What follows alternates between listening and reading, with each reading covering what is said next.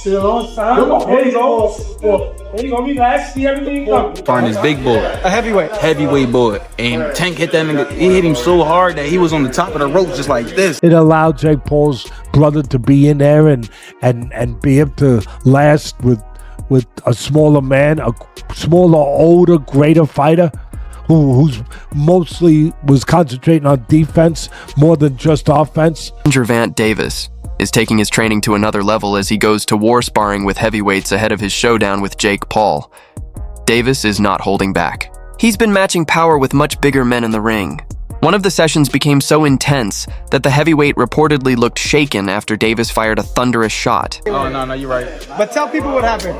Man, I was about to spar. Before I was about to spar Tank, he was sparring this big boy. A heavyweight. Heavyweight boy. And Tank hit that nigga. He hit him so hard that he was on the top of the rope just like this. Gervonta Davis has been turning heads again, this time by overpowering heavyweight boxers during intense sparring sessions. Known for his explosive power in the lightweight and super lightweight divisions, Tank is showing that size doesn't limit his impact. In the latest footage, he's seen landing sharp, rapid combinations that leave larger fighters cautious. The way he controls tempo, slips counters, and fires back demonstrates his sharp focus. Each movement shows he's refining not only his power, but also his endurance to face bigger, stronger opponents. A key factor in his upcoming fight with Jake Paul. Look like you're playing pool with a short stick. Fall in between them, Kev. Punch when he punch, Kev. Punch when he punch. Punch when he punch. Yep. They ain't stopped firing. We slowed down. Now we're gonna commence firing again. That's what we do. We reload and come back. Yeah, you ain't gotta get close, Tank, because we know you're scared to get close. Get close, Tank. Keep rolling, Kev. All the way down the road. Come to me, baby. Despite the clear size gap between Davis and many of his sparring partners, Tank continues testing himself against fighters who heavily outweigh him. These sessions focus less on power and more on precision. He's mastering distance control, timing, and maintaining his trademark explosiveness under pressure. His team explained that this approach helps him calculate angles and timing essential to counter Jake Paul's unpredictable style. Davis knows Jake's biggest advantage is size, so training with heavyweights removes that intimidation early. It's a calculated strategy built on discipline and confidence, ensuring he's ready for every challenge once the bell rings. Here's a clip of Gervonta Tank Davis releasing footage of him training and sparring with the heavyweight ahead of his showdown with YouTube sensation turned professional boxer Jake Paul, that's set to take place November 14th in Atlanta, Georgia at the State Farm Arena.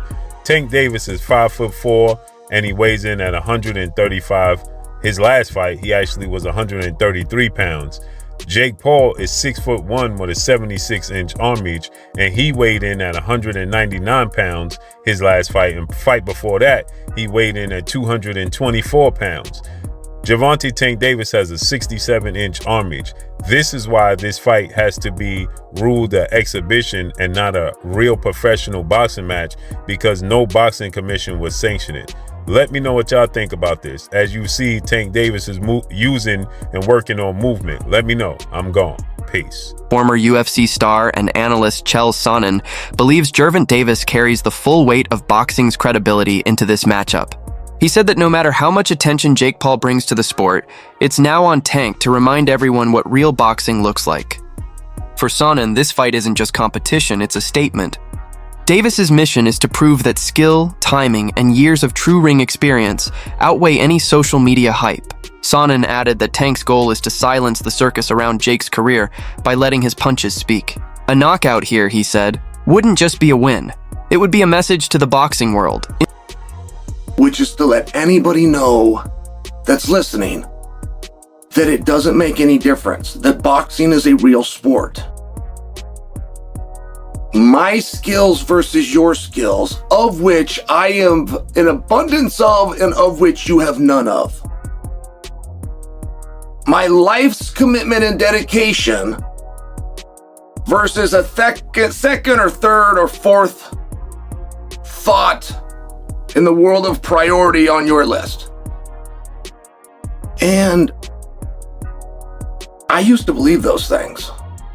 Now, I go back far enough in MMA that I've had my eyes open a number of times. The fact that karate was so incredibly useless, or the fact that Jeet Kune Do was so incredibly useless, like these were not things that I would have bet on when I was in high school. As a wrestler at that time, I would not have assumed that I would fare well in a fight against somebody that knew Kung Fu. We had all been falsely led through Hollywood. Not through competition, not through sport, not through understanding of the game, but just through Hollywood. We were told that those guys were the most dangerous guys. So, we then eventually get up to Conor McGregor versus Floyd Mayweather, which had a weight discrepancy, but it was very small. I mean, I watched him weigh in, I want to say it was like 8 pounds. Bay's fight week approaches. Footage and reports confirm that Davis has been sparring with heavyweight fighters in camp.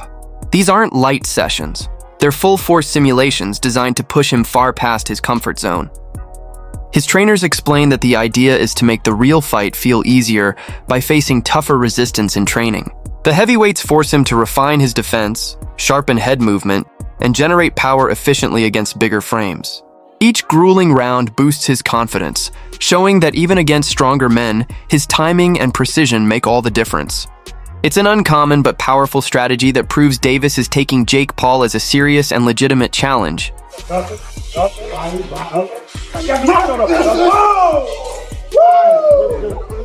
film! Good. Lucas, film!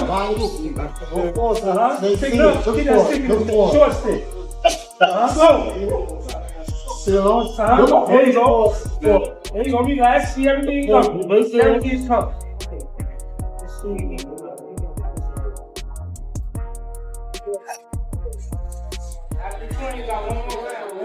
Renowned boxing trainer. Teddy Atlas praised Gervonta Davis as one of the most powerful and skilled fighters in boxing today. Atlas explained that although many fans talk about Jake Paul's size advantage, it will mean little once the fight starts. He believes Davis's experience against top-tier opponents gives him an edge Jake simply can't match. Atlas pointed out that Tank has faced every kind of fighter: counterpunchers, pressure boxers, taller opponents, and defensive tacticians. Meanwhile, Jake's record lacks true boxing veterans. According to Atlas, people asking, what if Jake lands one big shot? Missed the point entirely. Davis's real strength lies in his ability to adapt under pressure, which is what separates seasoned fighters from entertainers stepping into the ring for spectacle. Do have one guy who, he's smaller, but he's a top fighter, he can punch, and he's fighting a guy who's not a top pro fighter, who's bigger. What if he hits him on the chin? It'll wind up selling. And that's what'll wind up selling it. The what if. What if Tank makes him do a cha-cha? He hits him on the chin, and Jake Paul, we're gonna find out if he can dance. Whoa. Do the cha-cha. That's what's gonna sell it. And you can't argue that what if. You can't. I know I get to places that other people won't go and everything else, that just dismiss stuff because it's easier to do that, it's safer to do that. You don't have the bows and arrows coming at you from people that argue with you because you did that, but I don't care. I've had bows and arrows my whole life. I don't care. But that's true. That what if this guy who is a real good puncher, who is one of the best fighters in the world right now, what if he hits him?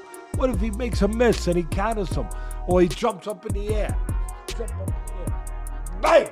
And he hits him. Sid Terrace was a great fighter.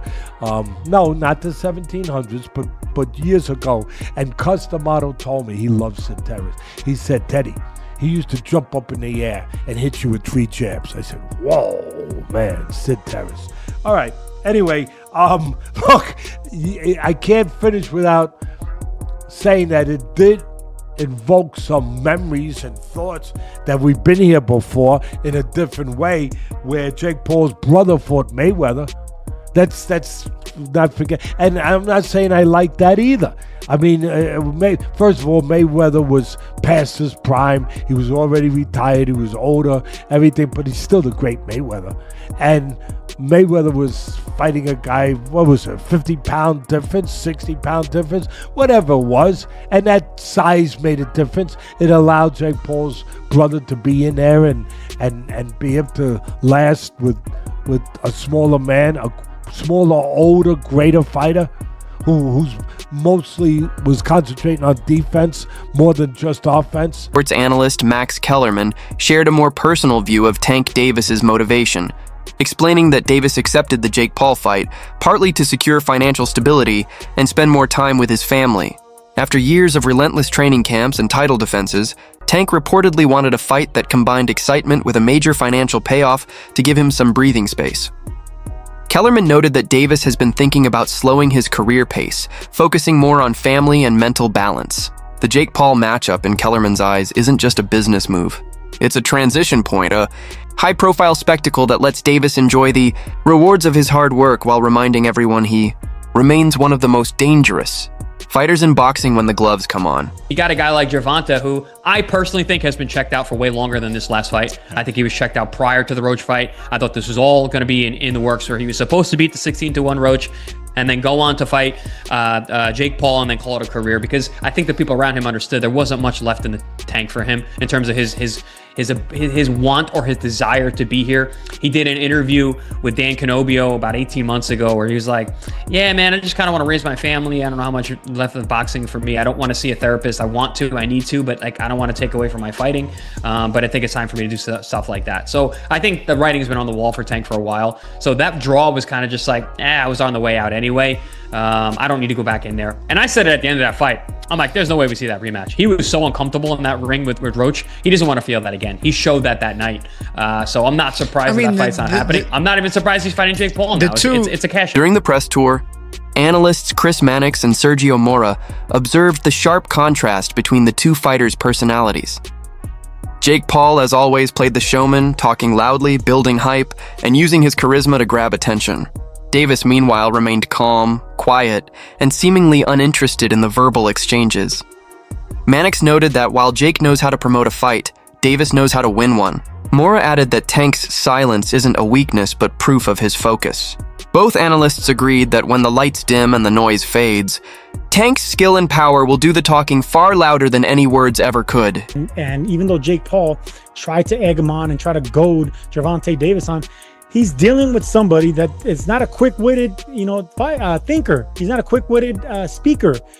Tank Davis is explosive in the ring. He's fast and powerful in the ring. He's charismatic inside the ring when he's punching. But when you put a microphone in front of him, he's not articulate. He doesn't know how to quickly respond to people. He stutters a lot. He does more stuttering than talking.